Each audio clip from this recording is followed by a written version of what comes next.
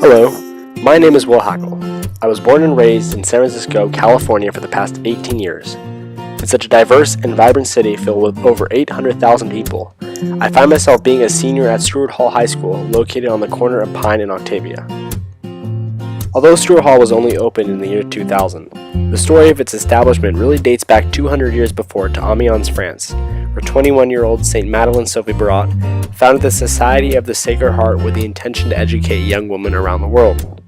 As the society grew, one woman by the name of Rose Philippine Duchesne brought the Society of the Sacred Heart to America and established a school in St. Charles, Missouri in 1818. Now, 215 years after its birth, there are over 150 schools a part of the Society of the Sacred Heart that span out across 30 different countries.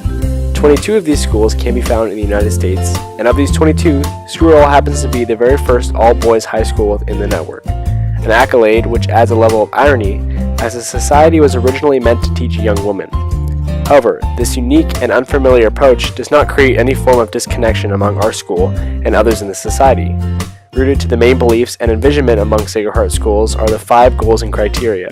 These goals instill a sense of purpose and direction for all students across the globe. One of the goals I've had a strong experience with is Goal 2, which states, "Schools of the Sacred Heart commit themselves to educate to a deep respect for intellectual values.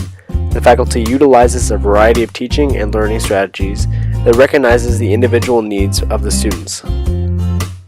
When applying to Stewart Hall High School, I was not aware of the 5 goals and criteria, and the Society's intentions to teach young women. I believe that an all-boys high school would hinder my ability to mainly socialize and comprehend the role of women in the world. This concern was supported by countless ads and media outlets that utilize sex and appeal to sell their own products. Being a teenage boy and constantly surrounded by attempts to objectify women, I began to create a list with a couple other boys in my class that contained girls we found physically attractive. At the time, I was unaware of my actions and the fact that I was objectifying women based entirely off of their appearance. I felt as if society and the world of advertisements justified the behavior as both normal and acceptable. However, being a first-year teacher my freshman year, Mr. Helms recognized the similar mindset my classmates and I carried, and worked to educate us on the dangers of objectifying women. At the beginning of my sophomore year, he presented a PowerPoint emphasizing the dangers of sex and the risks of watching pornography. His approach and basis for debates focused around the idea that all humans, regardless of sex or age, deserve recognition based off their character and not their appearances. Toni Morrison in her novel The Bluest Eye does an exceptional job of explaining the discrimination individuals face when they are considered beautiful. As an 11-year-old black girl in Lorain, Ohio, and the protagonist of the story, Bacola Breedlove constantly faces issues including racial discrimination in public and her own father sexually assaulting her. For Bacola, the belief in finding serenity is found in a pair of blue eyes she continues to pray for, as they represent all that is physically beautiful. The narrator of this story writes, "Here was a little black girl asking for beauty, a little black girl who wanted to rise up out of the pit of her blackness and see the world with blue eyes." Throughout the story, Bacola is constantly objectified and judged for her physical appearance. Her age, sex, and race are all out of her control, but are still attributes for which she is discriminated for. The Universal Declaration of Human Rights was adopted on December 10, 1948 by the United Nations.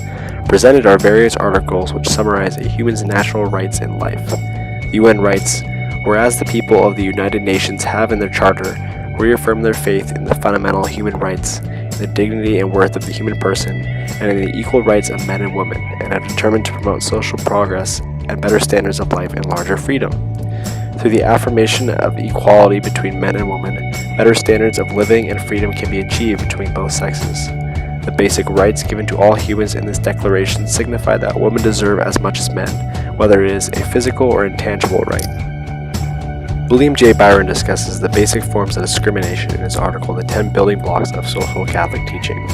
In his article, Byron explains that all humans have the right to participation and respect, from the very moment that they are conceived to the moment they die. This is in fact a natural right. He explains in the principle of human dignity, every person regardless of race, sex, age, national origin, religion, sexual orientation, employment or economic status, health, intelligence, achievement, or any other differentiating characteristic is worthy of respect. Byron attempts to explain that any human is deserving of dignity and should not be discriminated based off their appearance or any other unalterable attributes.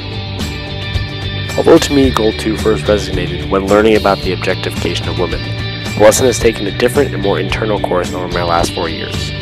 Attending a school that provides proper space for personal growth to all has not only taught me to respect the intellectual values and dignity of others, but of myself as well.